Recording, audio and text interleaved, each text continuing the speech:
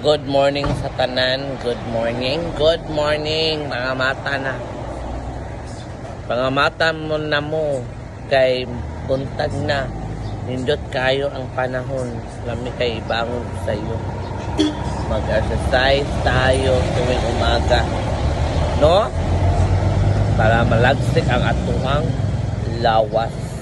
Malagsik ang atuang pamubukan, mga kabukugan, mga lagsik o mga kaugatan. Dapat matag sa yung exercise.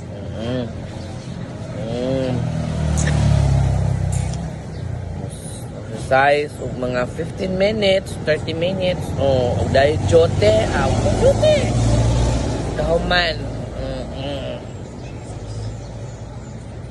Exercise kaya para maligon ng atuang mga katukuran.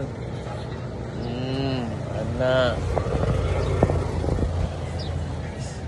katukuran ang mga gores na makuha na ito ang katukuran, ma?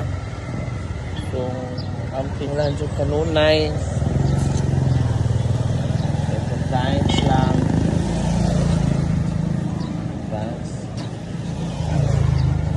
Relax.